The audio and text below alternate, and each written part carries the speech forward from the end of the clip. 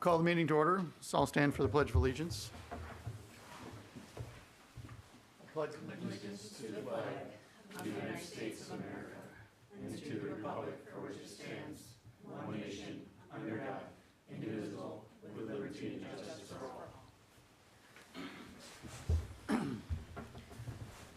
Approval of the minutes of number 1. Any comments? I'll make a motion to approve the minutes as submitted. Second. All in favor? Aye. All opposed? Okay. Communications, still none, I assume? Correct. Okay. Unfinished business, none. New business 5A, Cormac and Tanya Palmer, W334N 1010 Cushing Park Road, rate consideration and possible action on the approval of a certified survey map to combine 2 lots into 1 lot at W334S 1010 Cushing Park Road. All right, as you can see on the screen, this is the location of the lot. It's off Cushing Park Road, north of Highway 18. The additional parcel was located in the southeast corner. Come up. Up there, they've kind of showed, it's hard to see on the screen, but there's a small parcel where their driveway is that they are combining into Lot 1 there. My report indicates that there was an easement that basically was for the driveway that came off of Cushing Park Road, went to their old property line or through the property next to them that they purchased. I have spoken to their attorney, and there's an indication that once they purchased the land, that easement is not necessary. The easement was for their own benefit, so in essence it goes away. So I've been provided a revised certified survey map that eliminates the easement from the drawing that you might have had in the packets there on that. So the CSM meets all the town code requirements. My recommendation is to approve the CSM prepared by Land Tech, dated December 2nd, 2022, subject to the satisfaction of any outstanding comments from the Village of Summit and Waukesha County prior to execution by town officials. And their attorney is here if you have any questions about that easement issue. Any questions or comments? Looks pretty straightforward. Looks pretty clean to me. I'll make a motion to recommend to the town board approval of the CSM dated by Land Tech Surveying dated December 2nd, 2022, subject to the satisfaction of any outstanding comments from the Village of Summit or Waukesha County prior to the execution by town officials. Second. Any further discussion? All in favor? Aye. Opposed? Okay. Item 5B, That'll Deanne go to the Yeager. board next week. Tuesday. Item 5B, Deanne Yeager, W335 N292 Cushing Park Road, rate consideration possible action on a request for a height increase and for an accessory building and associated garage door. All right, this one is also on Cushing Park Road, quite a bit north from the Palmer's property on the west side of the road. Up on the screen there is the location of the proposed accessory building. And the request on this particular one, well, let me, I'll show you this. And then this is the actual building that's being proposed.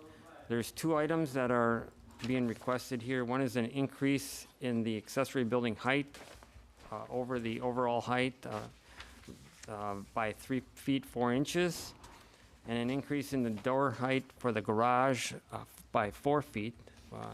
Our code says anything over 9 feet requires Plan Commission approval. They're requesting 13 feet for that door height. So the Plan Commission has to consider both of those. The offset to the rear lot line, which is the closest lot line, was increased by 3 feet, at least 3 feet 4 inches. I think it's a little bit more than that to accommodate the height increase. It requires 1 foot increase for each foot of height, 1 foot increase in offset for each height, or each foot of height that is increased. The building meets all other dimensional requirements such as setback, offset, accessory building area, and open space.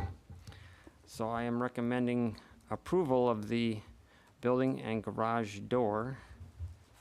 Let me go back to this drawing here.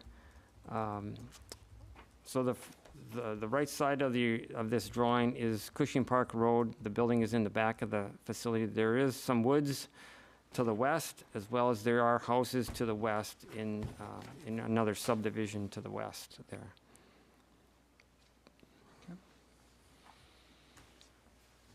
Any questions or comments?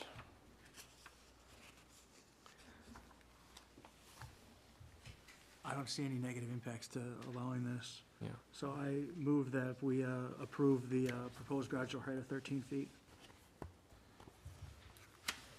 And the building height? and the building height of, overall height of 23.4 and base height of 14.4.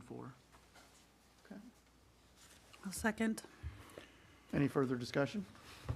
All in favor? Aye. Aye. Opposed? Okay.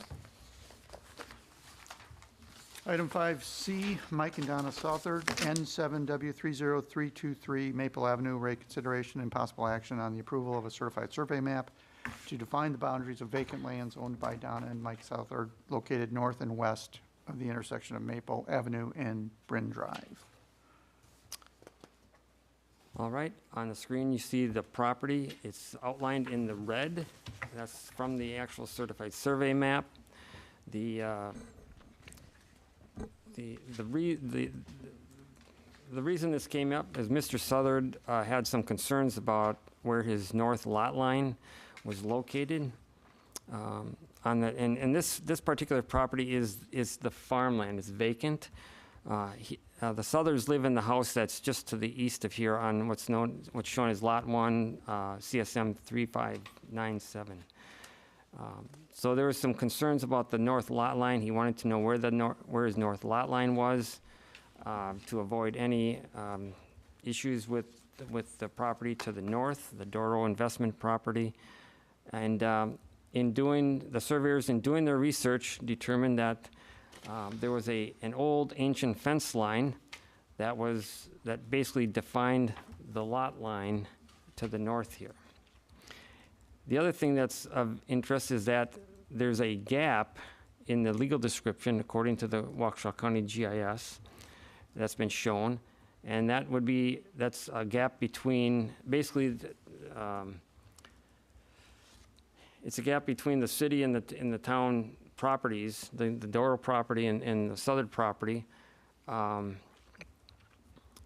so what Mr. Southern's surveyors determined as to where this new line is at is 35 feet, I think 37 feet.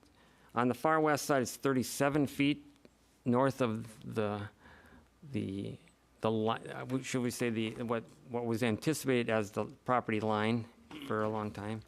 And it's somewhat less, 23 feet on the, 20 feet on the east side. So basically, his surveyors determined that he owns land into that gap, is what his surveyors have shown us. So he's acquiring that land, or he's showing that land, and so in essence, it's a lot combination. He's got his land plus this little strip that they determined that was his. There has been some questions about where the lot line is from the Doro Investments property is located. And there's also been some questions as to where exactly the line is for the annexation, because the gun club was annexed in 1996. And so there's been a number of surveys done in this area, and the lines don't necessarily line up. There's overlaps and there's gaps in this case. This certified survey map doesn't necessarily change anything with the town annexation line, because he's really just taking land that's in the gap. And that gap is in the town? The gap is in the town. So it's in the town. However, I've talked to the city planner, and we're both concerned about exactly, where, we've got a line issue problem here, property line issue and an annexation line issue as to where different surveyors are showing that, and we're concerned about that.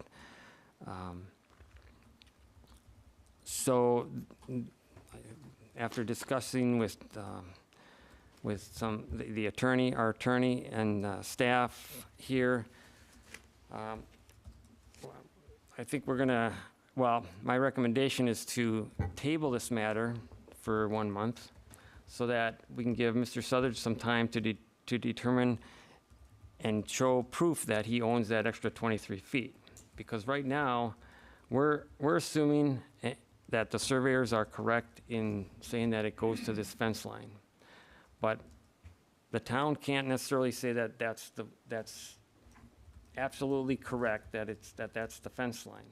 That's the best evidence, from a surveyor standpoint, that's the best evidence of where the old lot line was 100 years ago, or whenever they put in that fence, 80 years ago, 100 years ago. But our attorney is concerned about making sure that Mr. Southard owns that land before we approve a certified survey map that shows that line up there. However, it doesn't affect once again, the annexation line. It's all within the town. He's just acquiring that property that he feels he owns up to that fence line. But I don't have the evidence to prove. Is that the gun club would own the part up to his property line. So the gun club. It's a gap, so the gun club could acquire that land. Their survey does not show that. It still shows there still will be a gap there, and the gun club, the owner of the gun club lands could acquire that land from whoever owns the gap. But that's part of the issue as to who really owns the gap. Have we seen was a survey done of the gun club when it was purchased recently? Not certified. There was a plat survey done, and it was never given to the town Okay. by the city or by the owner of that property. Okay. Mr. Southard has provided it to us, and therein lies some of the issues with where the lines are. Yeah. They don't line up well on that.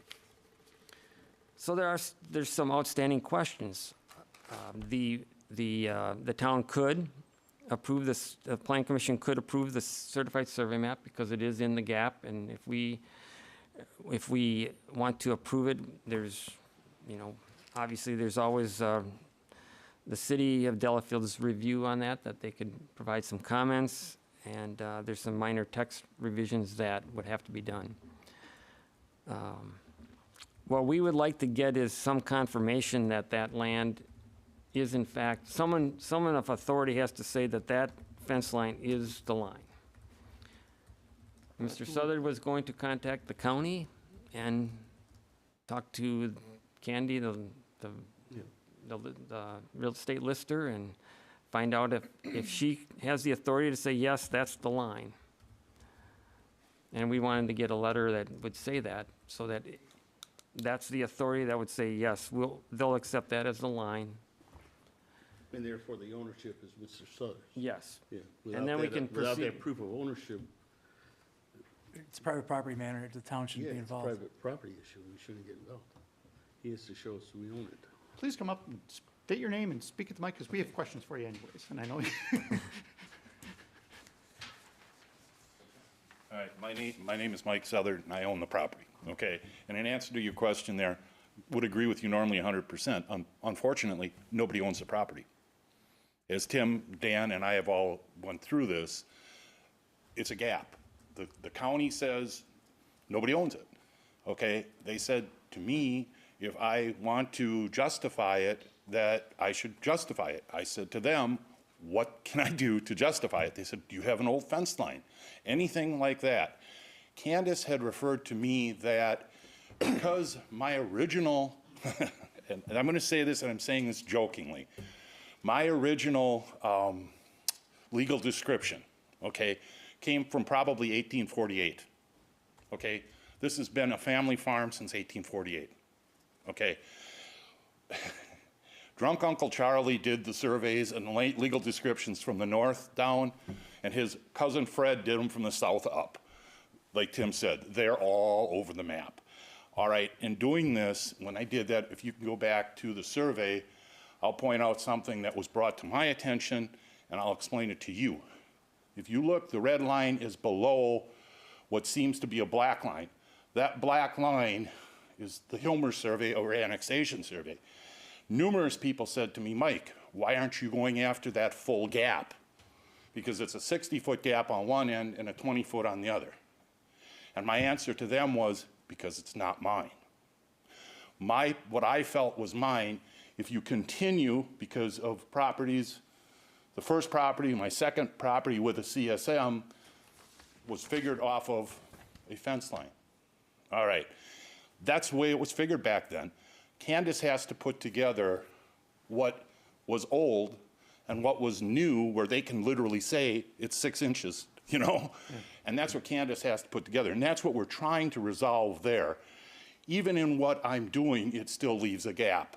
So, and that gap is not, there's a slight, where it says L5 there, there's a slight area there where at Doral's survey, I may possibly overlap there, a slight area.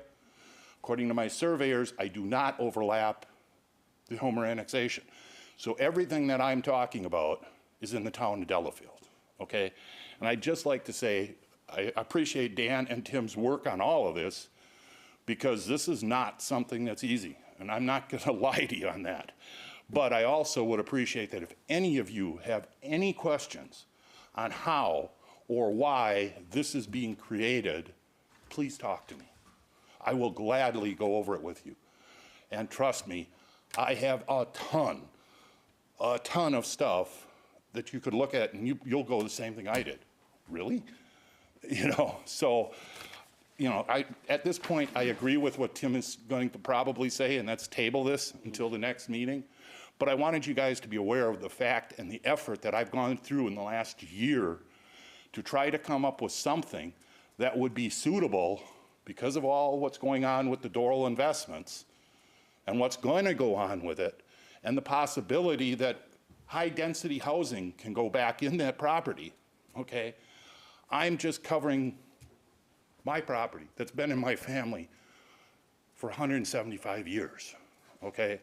Because with new surveys coming out, they're here once, and then they're here, and then they're here, and it's like, what can I do to stop this?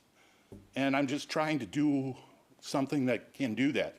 And in answer to all these other questions about this one not lining up, that one not lining up, everything not lining up, I'm here to tell you, I will sit down with Doral Industries tomorrow, anywhere he wants, with my surveyors. Let's straighten this out. I ask. With that, thank you. Thank you. But you're going to work with the county to get. I will get a hold of Candace. I've got to call into her. She has said to me that she would, originally, that she would accept the fence line. I will get that in an email writing back to Dan or to Tim.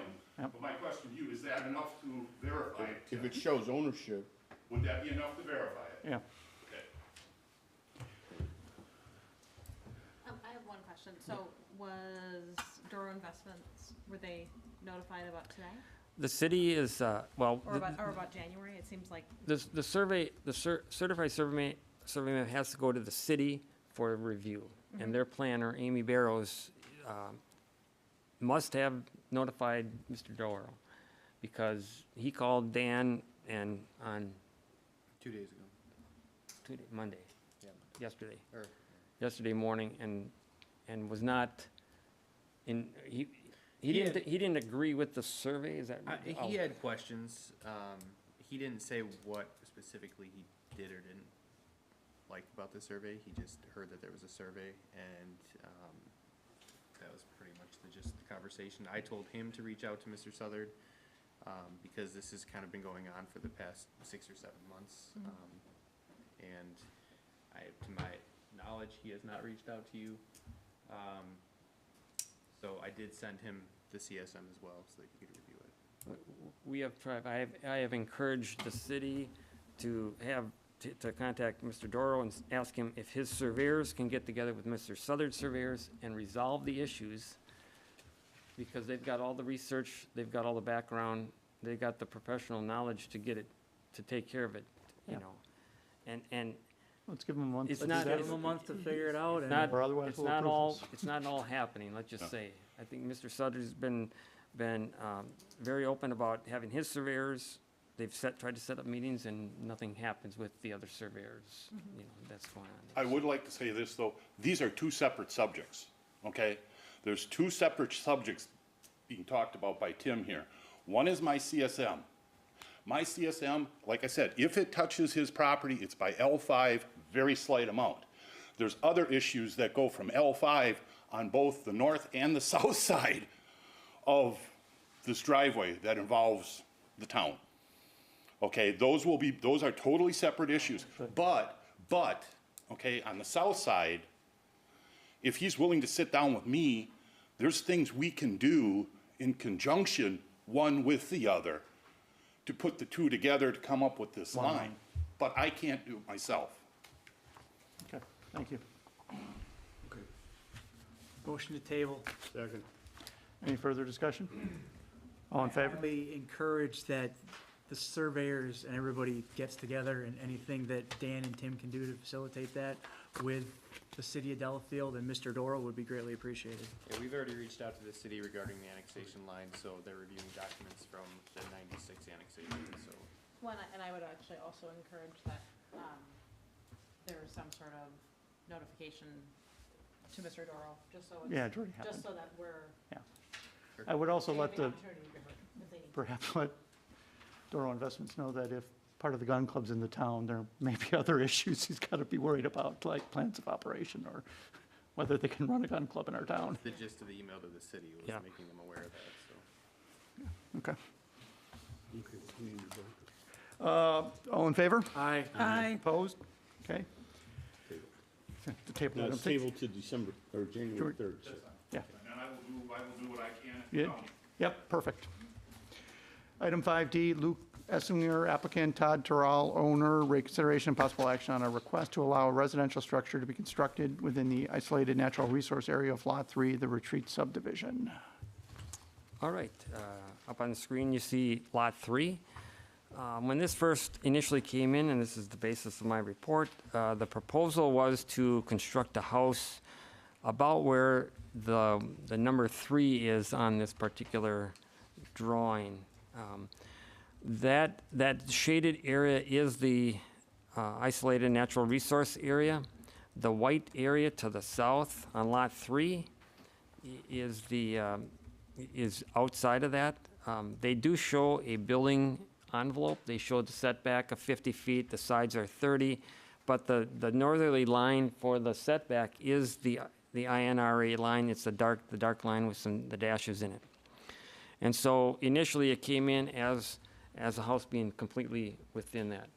Since that time, the owners have decided to move that particular home, and they didn't have a layout of the home on the survey. So this gives you a little bit better drawing of what the size of the house looks like and where it could be. There's two options. One is to be partially in the INRA line, and the second one that I'll show here is actually completely out of that. There is some high groundwater in the area, and so there's some concerns about where they can actually put the house and meet the groundwater requirements in here. I have talked to, well, I saw, there were some emails that passed through this afternoon about the location of this. The plat, the intent of the plat was to have all the homes within the building envelope area, not in the INRA lands at all. However, there was a note on the plat that basically states that with Plan Commission and Waukesha County approval, they can make a request to be in any part of the INRA, 100% in, partially in, or not, and we can impose conditions on that restriction there. So, they haven't indicated to me at this point in time which option that they are going to proceed. They are here, but I just wanted to maybe mention, if we allow them to go into the INRA, I've got a number of conditions that I would recommend that we impose on that.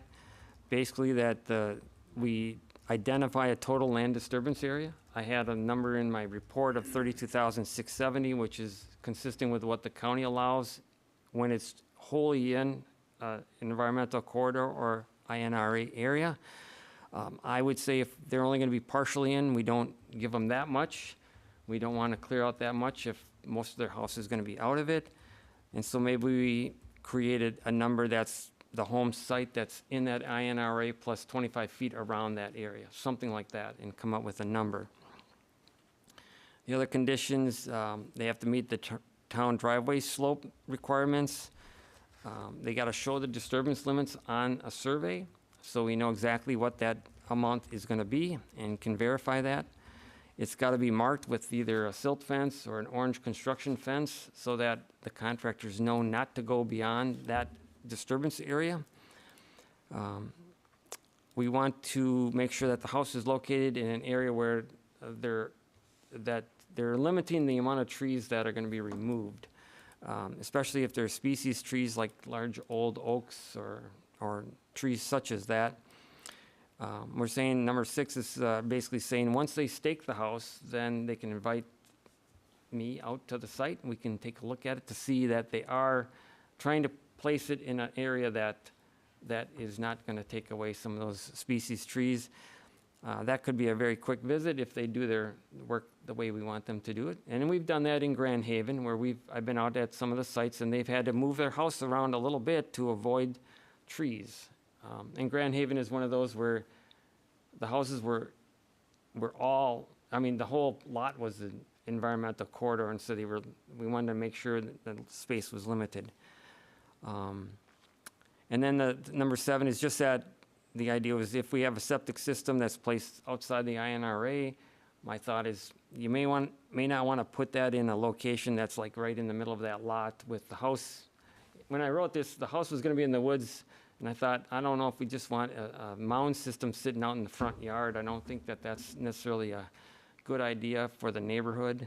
And if your neighbor's looking at it, it's probably not the best view of that lot when you don't see a house, but you can see a mound system right there.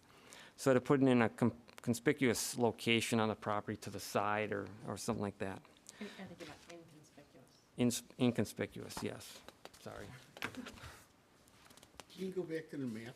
Yep. Slide before. Which one? That one. That was good. Okay, so this is the one that's all in. Basically, it's 1 foot, about 1 foot from the INRA and 1 foot from the restriction. There's a restriction on being 50 foot from the floodplain elevation of the pond that's in Outlot 1. And so they're a foot away from that. So that site wouldn't need any approval from us. That's correct. That is correct, because they are all in there. Where's the driveway? Out the The Glenmore? garage is on your left side there, so they would have to create a garage or a driveway that meets our 12% requirement and then get up into the driveway there. It's a very steep lot. It goes, it's a substantial hill up there, but they may have to serpentine the driveway a little bit to, So they're not in any part of the INRA? on this one, which is Proposal. like, I think it's option 2. Where's Like the a- where's the other one? The owners are here if you want to talk, That one ask them then about has- the What, just a Yeah. garage and is that the garage and part of the house. And obviously, there'll be, if they want to get some land behind the house, just an area. That's where you of- suggested the 25-foot border sort of thing. Right, or we can decide on some number at some point in time. I don't think we want the 32,000 because then you'd have the potential, maybe not this owner. This owner wants to try to live in, partially in the woods, but this owner would, the next owner could clear cut, whatever, 20, 30,000, put in pools and putting greens and who knows what else. And Not in the INRA, though. Well, that's. well, if get- we allow disturbance, that's the thing. That's why I would say we want to limit the amount of disturbance so that, For the so house. we don't have that. So it's just the house that gets out there, and that's why my restriction is that. House and garage, right. Do you want to let him speak, or? Yep, come on up. Sorry. State your name. Hi, I'm Luke Gesslinger. So the reason we're really hoping we can get permission for the other one that goes partially in, one of the bigger factors here, and I'm not at all a city engineer, but we could scrape about 10 inches off on the lower part where you can put the house in. The water level, you're allowed to go down, we can do 10 inches. So we're actually trying to get further up in elevation to get away from that issue. We do not want to knock down a bunch of trees. We're buying both lots because we like all the trees, and we're actually, with Lot 4, we're looking to add more trees in as well. The majority of what is at that line where that, the wooded area starts, it's mostly scrub brush stuff that's there. The more mature trees are deeper in. I have no interest in getting rid of mature trees. This is kind of a rough idea of where we thought the house would likely be. But our goal is not to start taking down a bunch of big trees. We're actually looking to add more trees in Lot 4 and potentially down by Lot 3, depending on how that sidewalk goes in.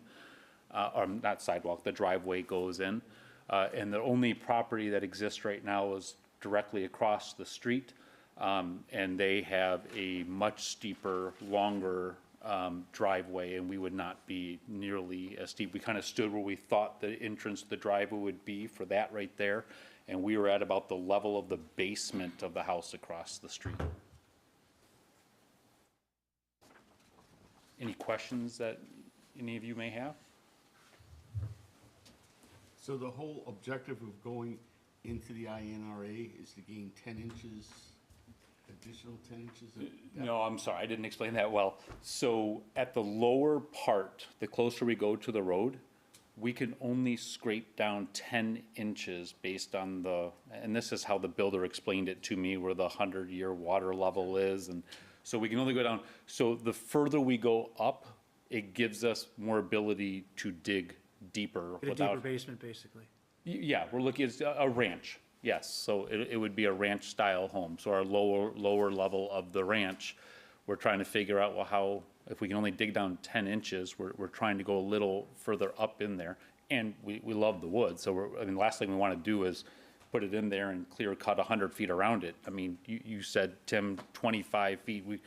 I don't really need much of anything. I just want to be able to get my house away from the water and not disturb the woods. That's why we're buying the property. When they did their soil borings, when they developed the subdivision where the. You gotta water come level up. comes You gotta come up. Up to the mic, We're on on tape, camera. camera. State your name. Robert Merkt, Shore West, working with Tim, or working with Luke. When they did the soil evaluation report, when they did the development, where the water came up with for the 100-year floodplain of where that is, we need to be higher than that by a foot. So in order to get up above that far enough, away from that water for potential issues down the road, we would prefer to go up a little further, get into the hill, and that happens to put part of the garage, if not a little bit of the house, into the woods. But like Luke said, they wanna not cut down any more trees than they absolutely have to. Doesn't it put the entire garage in? Yes. Pretty much. In this example, it would, yes. And it depends on how we tilt the house, but legally in the INRI with town and county approval, the whole house could go in the woods with correct approval according to the way the INRI is set up. But we're only trying to be able to get the garage in there just so we can get a little further up the hill and get away from the water. Luke, you had said that that's gonna be a ranch house We're likely gonna make it a ranch house, yes. with an exposure to the south, Uh, lower level? no, so the back of the house would be basically facing to the, east. So this would be the back of the house, so this is the front door garage, that would be the back of the house, so it's kind of angled like this, so the driveway would come in, we haven't figured out with the. I'm just thinking that there's such a slope on that hill that the south part of the house is gonna be, you're gonna, if you're gonna leave it just as a ranch, you're gonna have to fill that south part, which you can because it's not in the INRA.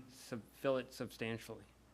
Yes, yeah, they were guessing we're gonna need a lot of fill for that, for sure. We had the builders out there kind of looking at the property.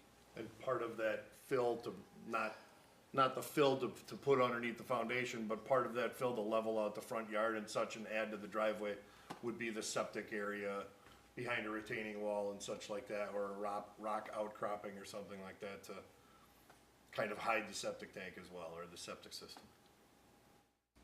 With the garage being in the woods, just the 25-foot, you said you don't need much, but the whole front is going to be pavement. And I don't know, I'm just looking from the edge of the driveway, or edge of the garage down to the line, is that more than 25 feet? I would suggest that if we're gonna move in that direction, I'd probably say that it's whatever structure is there, garage, walkways, patios, driveway. They get 25 feet outside of that. Okay, so they can cut, if the driveway takes up the full 25 feet, they can still cut down a tree next to the driveway if they needed to. Say that again? If the driveway was 25 feet from the house, they could go 25 feet from the edge of the driveway. Right. It's basically, when we creating a did this at corridor. Grand Haven, we kind of learned that, we tried to minimize that, but when you have contractors working, they can never work within like 10 feet. Some can, but very few can, I'll say. You're gonna end up disturbing about 20 feet outside of the house because just of construction traffic and grading and matching and things like that. So that would be a reasonable number to use. And like Luke said, a lot of the trees or brush or whatever that's on the edge of that, all woods transition from the field, is a lot of that is scrub brush, small brush, that's not large trees. So, I guess, you saw the conditions Tim went through that we would likely put on any approval. Are there anything in there that would trouble you at all? Oh, no, I mean, we know for sure, Okay. when the final plan is set, we know we're gonna need Tim's blessing for sure. Yeah, no, we're very comfortable with that. Okay. So what happens after or if the property is ever sold, right? So now you already have that building, that driveway going out that way. How clear is it going to be to the next owners as far as any expansion efforts on that they may want to put into the house?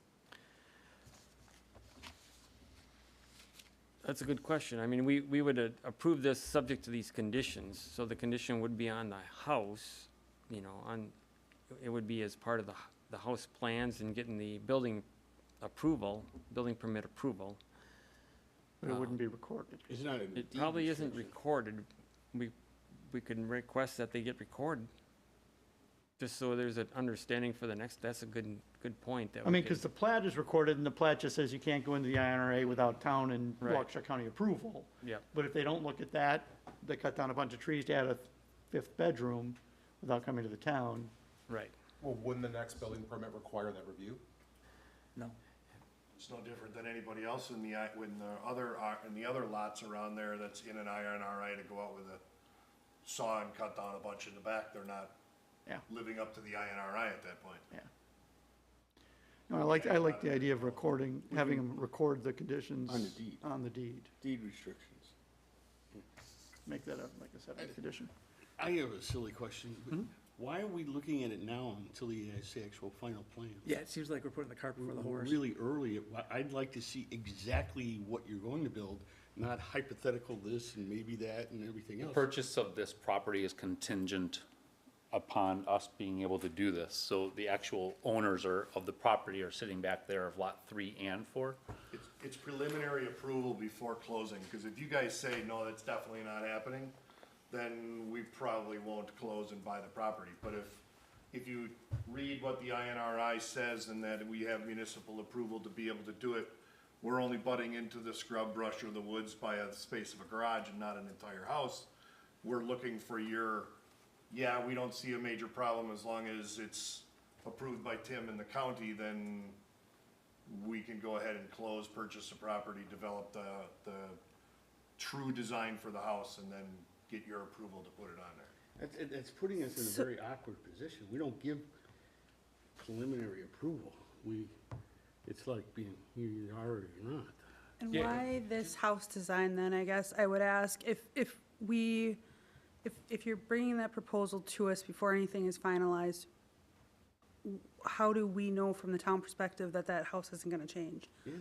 Yeah, so the only thing we're actually requesting is, because the county's given us permission, and Tim said that finds it acceptable to build partially into the INRA area. That's all we're asking for at this meeting. The actual specific site location, exactly the footprint, we know when it states in Tim's recommendation, and we are perfectly fine with it, we know that's not approved without Tim's approval. We're just trying to decide, do we want to move forward with purchasing this property with the permission, knowing, yes, with Tim's blessing of the actual site location when it's finalized.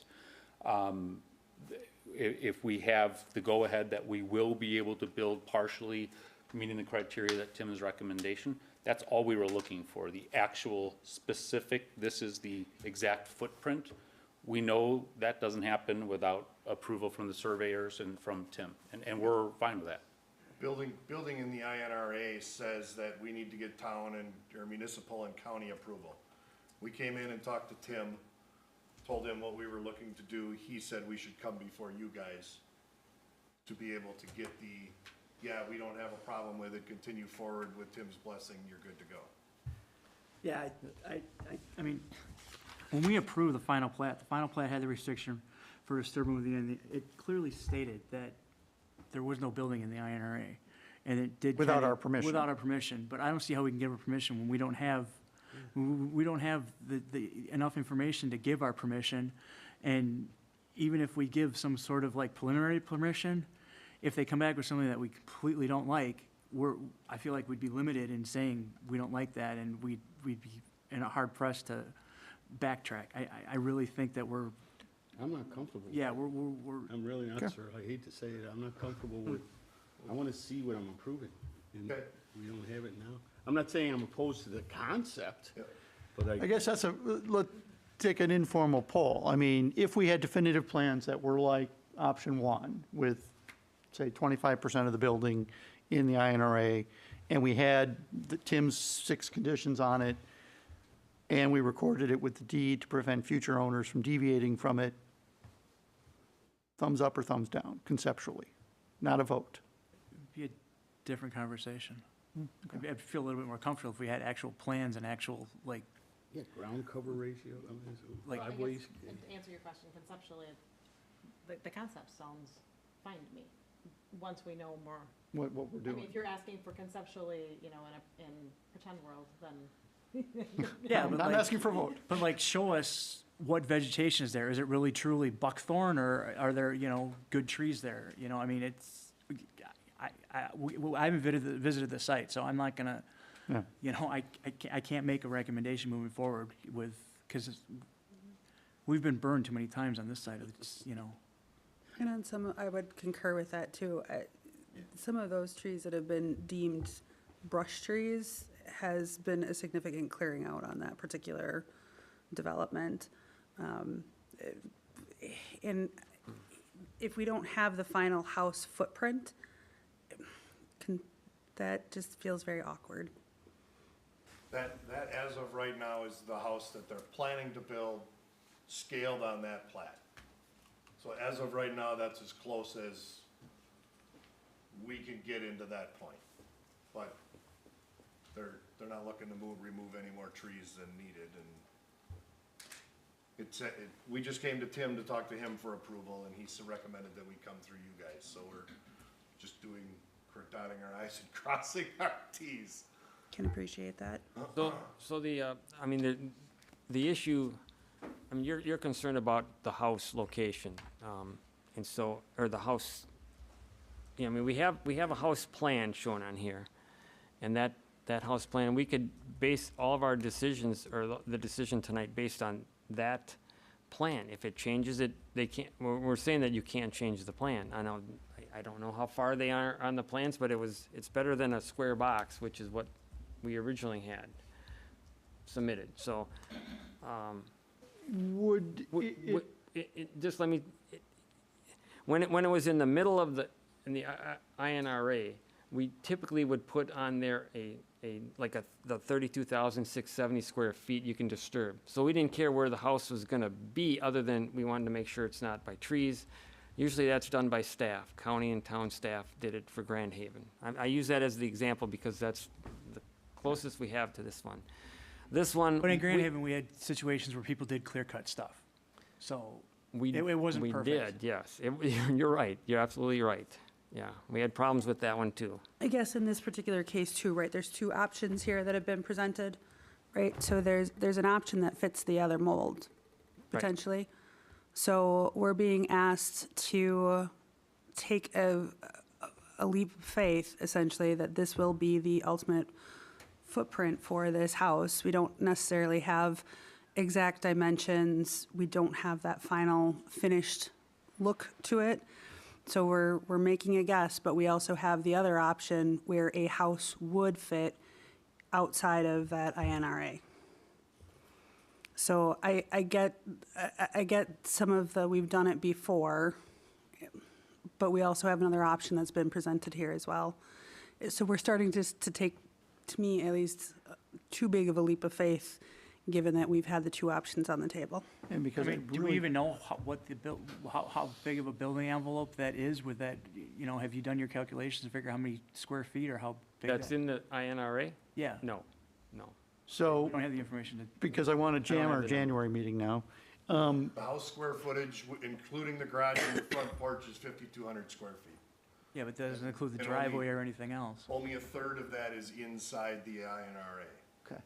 If we tabled this for a month, would you, within 30 days, be able to come back with your final plans of what the house would look like and where it would be with some version of tree disturbance? Well, I saw an email from the county that they'd probably look, if they're gonna go into the INRA, the county's gonna require a tree survey, Right. so.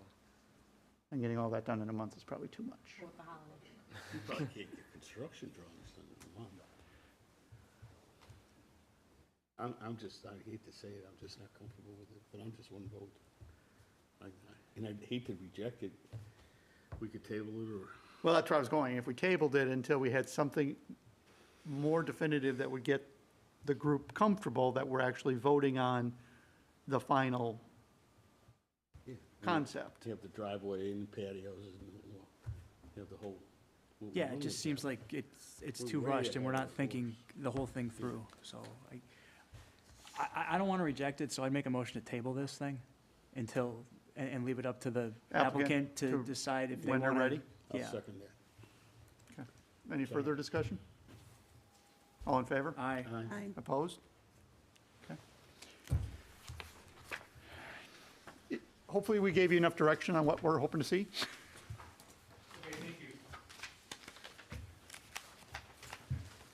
Item 5E, consideration and possible action on a sign code amendment to allow electronic message boards.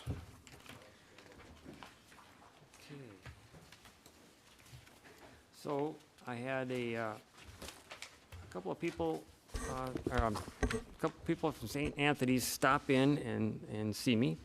And they have a sign, I'm gonna go to their sign first.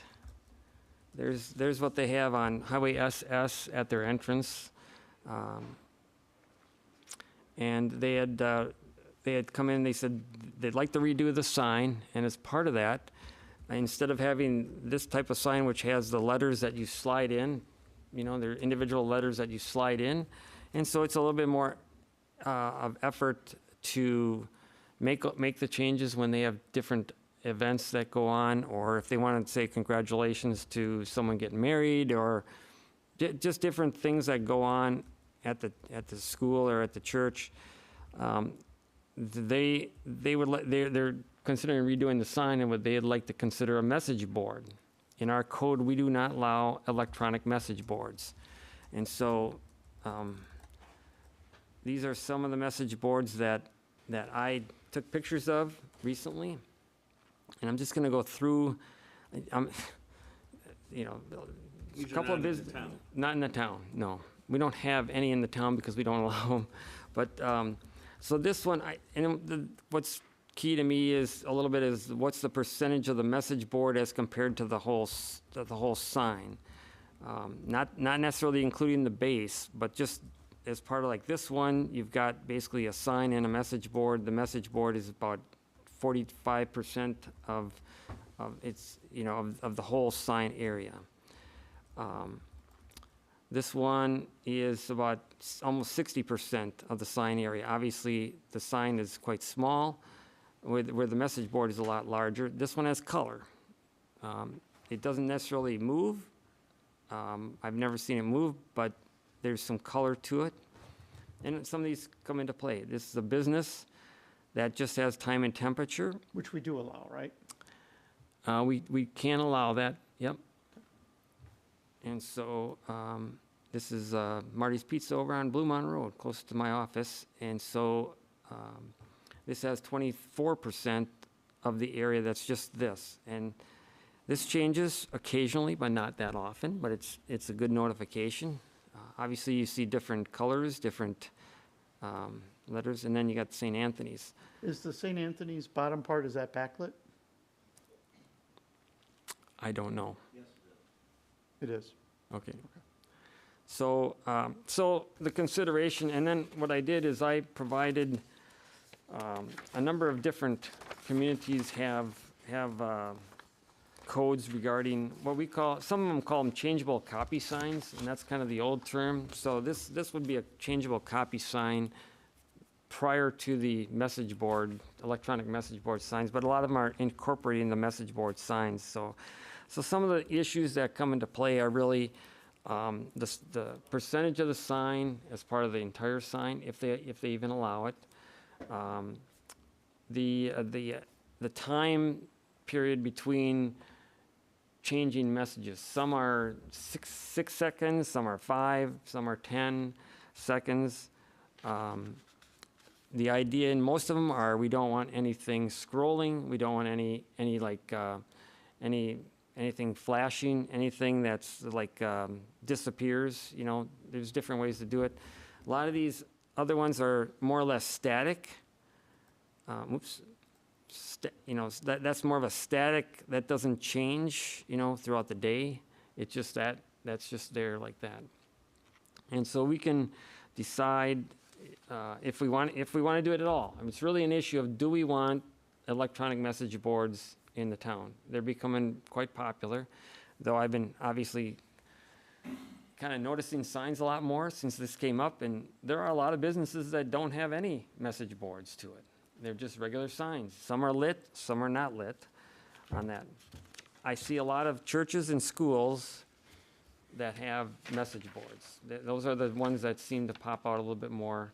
Obviously, the gas stations have their prices on there that they have to change daily or a couple times a day or whatever the way it goes. And so the concern I have, I think other people would have, is okay, we allow this for a church, and we have several churches out there, and then you know, do we then does every bit, we don't have that many businesses or churches, but if they all want to come in for signs, we could have about 7 or 8 of those in the town. Is that the image that we want in the town? The other thing that we can do is limit the percentage of the sign size, you know, as part of the sign. 25%, you know, some are 50%. I don't know if I'm partial to the 50%. You know, this is 45%. I think that, I don't, the only one, this one was a little bit smaller. That's the only thing, because the Marty's sign is quite large, and then this is smaller there. And the message board component, whether it's 25% or up to 50% of the overall sign, the overall sign size is still subject to our sign limit Correct. size, which is Correct. so many square feet per 100 feet of frontage or. Well, just so you know, churches and schools are different, because those are either by conditional use, where the sign can be determined by the plan commission, or right in the code says that churches and schools are determined by the plan commission. So it's in the, St. Anthony's happens to be in the R2 district, so it's limited, but then there's a statement in there that says we can vary that based on site design, sign design, location, vision corners, things like that. So there's a lot of, we end up with a lot of flexibility when we do it by conditional use, or even just by churches and schools of having this ability in our code to do that.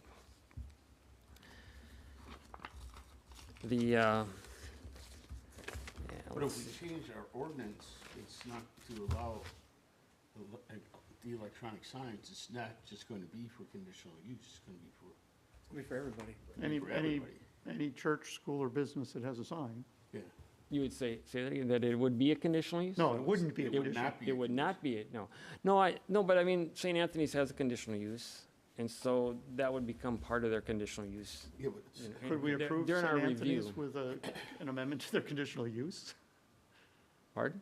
Could we fix it for St. Anthony's by just amending their conditional use without setting a That's an precedent? interesting concept. So maybe to look at this another way, let's say Life Striders comes in and says that they want to have Yep. the same type of sign. That's conditional use as well. Yep. Could they do it? If we did it for one. The way I look at it is our sign says you can't have electronic message boards. Period. Period. Whether it's a conditional use or not. I think it's just the mechanism is, you know, Conditional use if is more someone has a flexible. conditional use, then we would deal with it at the time of the conditional use and put conditions in there on it. Right. Yeah, but Orthopedic Associates, for example, they're not conditional use. They are a commercial plan unit development conditional use, yes. Oh, they're conditional Yeah. use. Because they went below the 80%. Same with the church. So they would all fall under the conditional use. In the car dealership on 16. That would be a straight zoning. Straight Oh, no, that's conditional use use. because of the non-conforming, right, yeah. Yeah. See, we don't have, Equitable Bank would be the one that's in the B1 district, or the other building across the, Going with the yoga studio and stuff. what's that? Going with the yoga studio and stuff. Across from the highway. Yeah, yeah, Across from the highway department. yeah. But those, I mean, they have signs that are straight B1, so then they would fall into that other category where it's, I think the B1 has a certain frontage that dictates the sign size on that. But all the pictures you've shown, or most of them are monument signs. Yes, There's no requirement that it has to be just a monument sign. It could be. correct. Well, if we're going to write the code, we could say, if you want a message board, it's got to be part of a monument sign, and it can't be more than 40% of the monument sign. That's a lot. But, or 25%. Yeah. I mean, whatever, 12. This is, One month. Well, and I guess, I think the North Avenue one, I thought looked very polished. I mean, it was white. You know, if you go back to the North Avenue one, that was the most polished of the, I mean, white and blue, I mean, it was the most polished of all of them, you know. Color might be a thing too. yeah, well, and you could Oh, regulate it's color. definitely a thing. And quite honestly, I think frequency of change, if it's Yeah. not time and weather, it's once a day, or it's, Well, and that one actually is less bright than, if we're looking at brightness, I mean, it's. and you can put hours of than the operation on it, you St. know, Anthony it goes one- off the at, St. Anthony one right now, if it's backlit and it's white and then it has the black letter, I mean, that one yeah. has a nicer look than the current St. Anthony's. one. Right now, it's real simple. They're not allowed. Yeah. Right. well, but they are, message boards are allowed, they're just not electric. Yeah. So they're a white backdrop that they light up with black letters on it. Is that more attractive? Well, I guess what is it going to start to enter into the appearance of the overall town? Right. So as an example, I have a conditional use permit for our boarding operation. Theoretically, I could Put a sign up. put a sign up right in my front yard. that looks like this or any of the other ones I would choose. In color. I could do it in color, yeah. Well, yeah, I mean, that's the concern. I mean, it's one thing for St. Anthony, but it's, you know, you open a Pandora's box, so to speak, because it's the flashing of the lights, it's the commercialization of the town of Delafield, it's, you know, making sure that they go off at a certain time to maintain the, you know, rural dark characteristics of the town, and then just the colors, because I've seen some of these message board signs that are just obnoxious, and with LEDs and everything, they light up the night sky. Yeah. That's light pollution. And it's just light pollution, and I mean, that's what I'm concerned about is, You can dictate, and I've seen there's some codes that dictate like the time that you'd shut it off, like 10 o'clock. You'd require them, like between 10 and 6 a.m. they have to be off. And we've established that some of that has to come in from citizen complaints though, right? So Yes. we don't have a way to enforce that. So if we go down this particular path, and I'll continue with the example on Elmhurst Road, right? I get a sign that advertises my boarding facility. Gwen Hills gets a sign that advertises their farm stand. Tessman's get a sign on their corner to advertise for their pumpkins. Now you've got Life Striders that's lighting up, and then there's still undeveloped land that's on the other side of Highway 18. So you could, in a very short span of time, given some of the mom and pop businesses, I know not all of those constitute a mom and pop, but you start to see them springing up. And so if we are supposed to be keeping, you know, in mind those dark skies, right? How many neighbors have to complain before I turn off my light, before Gwen Hills turns off their lights, before Tessman's turn off their lights? It just has that ripple effect, and we've already come up against those instances where we just don't have the means of enforcement otherwise.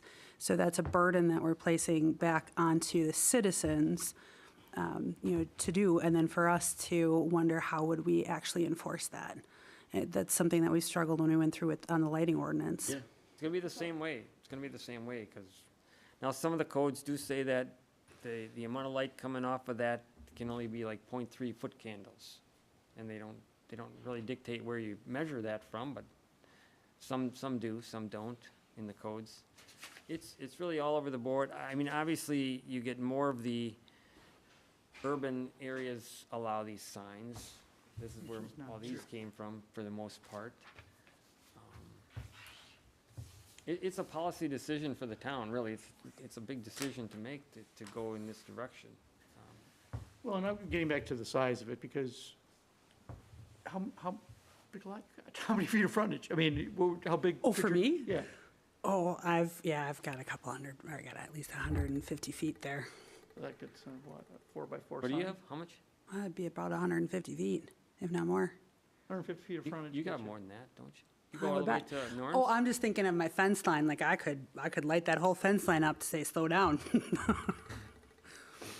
Well, I'm just But, trying to figure out if we limited them to lots that had 1,000 feet of frontage or something, but the farm across the street from you's got miles of frontage. yeah, 1,000 You feet. have 710 feet of So that would, but that would only be like, thanks for that quick that'd note only there. So apparently you would have a 40 by 40 sign. Okay. once again, normally we'd say in ag, it would be, you get 11 feet for every 200 feet the frontage, so you get 33 feet. Except that, if you did a monument sign and you got a conditional use, you could ask the plan commission for 50 feet. 60 You're feet, really 60 tempting me to try to get a sign up there that tells people on Elmhurst to slow down, aren't you? It's not really advertising, it's telling them to slow down. That'd be your rotating message, right? Would be, Yeah. board, slow down. No flashing lights. We Yeah, can't, but we can't I- flash the lights. If we got it and Gwen Hills got it, right, and given the amount of road that's there, plus Tessman's got it, your light pollution would go up substantially, I think. And we've already heard during some of the conversations on the Thomas Farm, right? So that's another area that would be indirectly impacted by whatever goes in there. But if there are businesses that come in there, they too would be able to have, those signs. The church on the corner of the Baptist church that's over there, the school would be able to have it. The other church, the Spring something on the other side of Buck Rub would be able to have it. So you're really lighting up a corridor down what is now otherwise has a more rural flavor to it. Absolutely. And certainly we've heard that, again, not just with the Thomas Farm, but even before Gwen Hills was going to be developed, that concern about light pollution. Question, with the existing sign, what time does it have to be turned off, the backlight?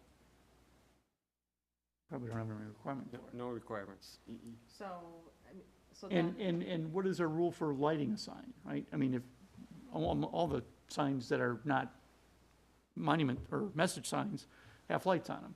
like, I know Light Striders, I know they have lights on, I mean, 'cause I pass it all the Yeah. time. I know they have lights on, I don't know if there's a rule. So on do we when it's have turned Very- off. limits very- on- Very, we don't have any time restrictions unless I we know- put in a conditional use, but we don't do it, pretty much. We I know allow that- lights that shine on they can shine on the sign, you know, and then, they can't affect like, traffic, you know, if it's a light that shines, it's like 18, you know, if the light would happen to go past the sign and you got cars being blinded because the light's shining more at the cars on 18. Well, I know there was that vet, who we approved the sign, and I thought that one had some lighting that was turned off with the permit. There was the, That on 83. yeah. That was in the strip mall. No, it was the old No, turning it's leaf the for building. changing. He had the freestanding building, but I think there was a rule, you know, we had a rule as far as when it could be lit and when it could Yeah, not be we, lit. in the conditional use that we approved, we put in a nighttime, turn the lights off at 10 o'clock or something. And that's what we've done with the Cassandras. We said 10 o'clock, you have to go down to 25%. That's like more, that's not sign lighting though, that's That's more just parking lot parking lighting. lot Yeah. lighting. But for right now, at least with St. Anthony's, if they want to light it up longer and brighter, they could. Well, and I'm just trying to, I think what comes down with St. Anthony's is, I don't think that sign is very bright at night, and it's not in a necessarily residential neighborhood. I think, you know, my concern is with these message boards is the intensity of the light that, especially with LEDs, that illuminates from there, so. I think, and they've indicated that their issue is really more towards the changing of the messages and the maintenance to do that. And, you know, if you want to change messages, it's a lot more effort to do that. And they're going to redo their sign anyway. Well, those little letters are Satan's tool. I mean, they really are. That's like putting those on, that's not, Oh. that's not fun. So, It gets a little funny when some fall off and you get some weird words and. yeah, those kind But of. I agree with Nicole that they could start going up all over the place. And we would change the character of some of the roads that they're on. Yeah, I mean, right now, when you drive 18, you know you're in Wales because you hit that culvert sign. I mean, it's, you know, and even driving down 83, you know you're in Wales when you hit the town bank and everything there, and you just get the commercialization. I just don't think that, I mean, I'd like to hear, you know, the hardship and why, you know, we should allow these message boards, or, you know, what the ROI is for the, you know, them wanting an electronic board, and really hear the hardship or the reason why we should allow it. But I think that the concern is just the domino effect that we could open up, you know, with every church and every business wanting an electronic message board. And then how to craft it to try to maintain the character of the town. not tonight, because we're not scheduled for that, but would it make sense?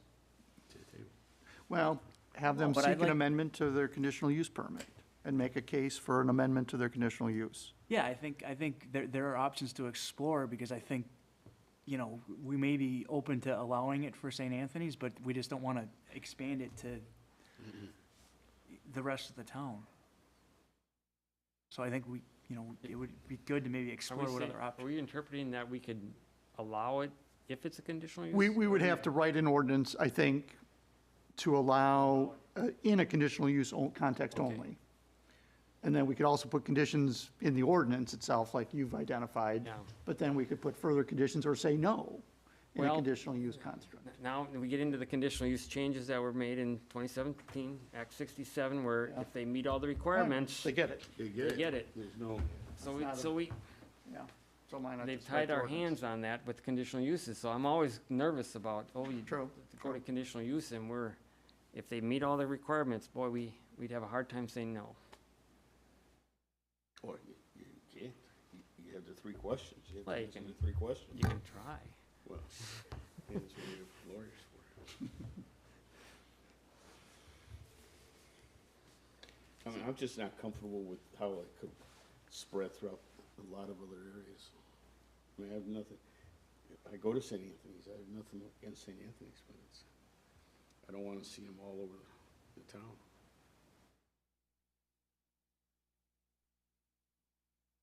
Yeah, and if they didn't have an existing message board up there that looks kind of run down and old and crappy, I would probably agree message boards aren't for the town, but I'd almost rather have one of these than what they've got. But we don't have a rule, we don't have an ordinance for that, so. Yeah, or we crafted an ordinance and hear from the public and see what the public has to say about it. Well, that's the only thing we could do. We could direct Tim and Dan to come up with something with as massively extreme conditions as we think we could get comfortable with, but I'm not even sure I heard enough consensus up here tonight to direct them to do that.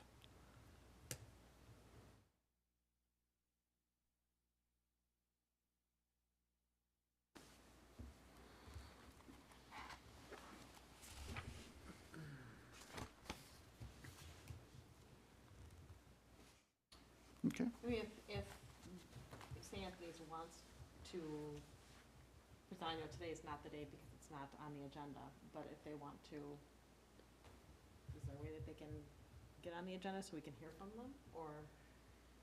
I'm sure, I suspect there's a way we can do it, whether, seek an amendment to the conditional use, which we would have to deny because we don't have an ordinance to allow it, but then it would at least trigger the discussion of the ordinance and allow them to make the presentation. If you want, we've done this in the past where if the plan commission is willing to allow them to speak at a meeting, then we can agenda it, put it on the agenda as just a presentation. So table this topic till the January meeting and have them, allow them to make a presentation. It's gonna be a long January meeting. I know, that's why you're gone. Doing this all for you, Rod. here. Presentation for one problem though, you're still setting a policy change that's gonna. Well, that's just take it. We don't have effect I don't think there's a everywhere. consensus up here to make any change. And I know what their hardship is, we've heard it, they have to manually change the boards, it's a pain. Yeah. But What are the I rules don't- for temporary signs? Well, they have to be removed after. a 30 certain amount of days, time. I think it is, Well- or 90 days, and you gotta, Yeah, I don't know, I don't know. They don't allow electronic signs, I don't. I guess that's the Right, answer, that's right? the- It's still gotta be, Yeah. still gotta be, Yeah. yeah. How many, I guess this is just a question, how many places with businesses have the intersection of, or at the intersection of two state highways? I'm trying to think how close St. Anthony's, I'm just thinking, They're not, They're on SS and corners, Oakton. but it's not a, okay, so So they're close that's- enough, I didn't Yeah, know. it's, and half the churches are on 83 or on 18 or Silvernail. Silvernail. For now. The school's on Silvernail, so. There's I one mean, on KE. Yeah, so they're all on county highways of some sort, so it would Highway still be, 18, you've got the garage units and a couple other businesses. yeah. But to Nicole's point, we don't know what's gonna happen with the Thomas Farm either, depending on what zoning goes in there. Yeah, could be all commercial. could be all church and schools. Won't that be lovely?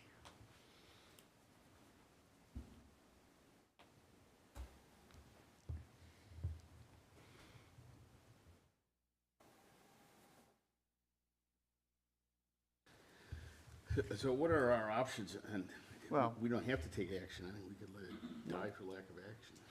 That's, I think, where we're at. Yeah.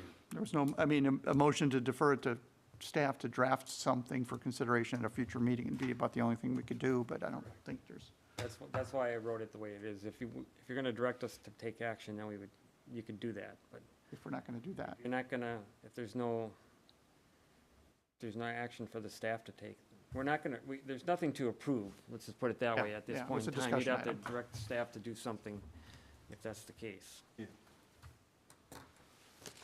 I'm just personally for myself, I'm not comfortable with the policy change.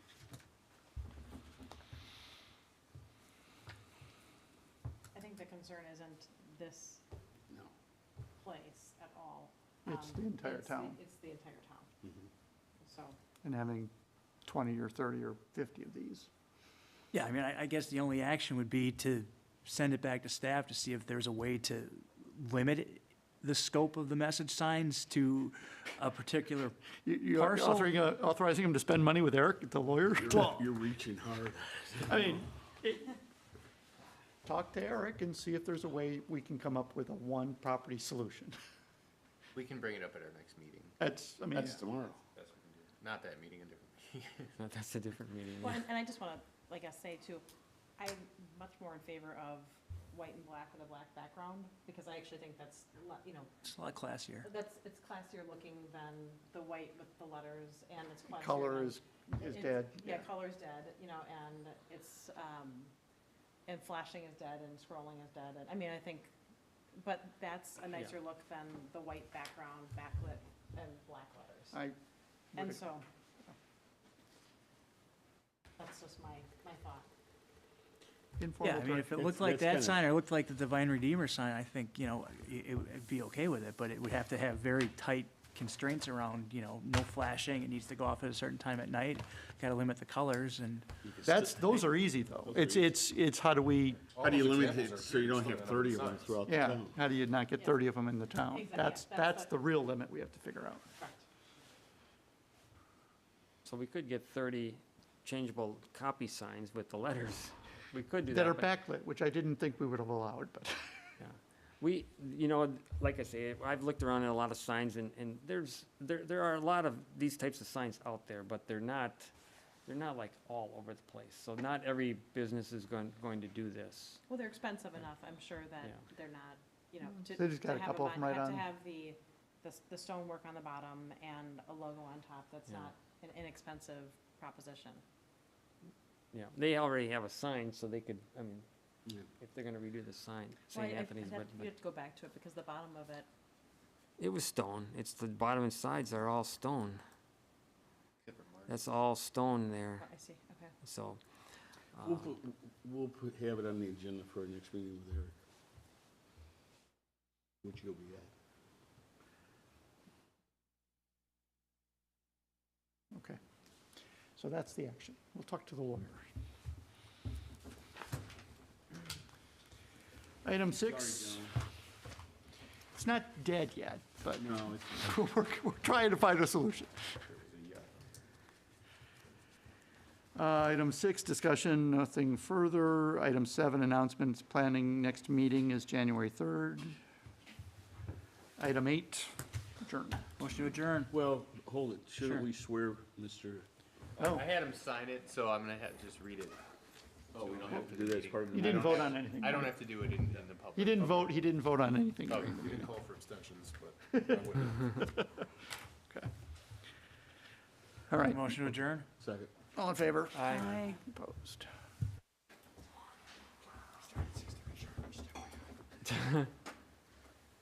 He didn't get that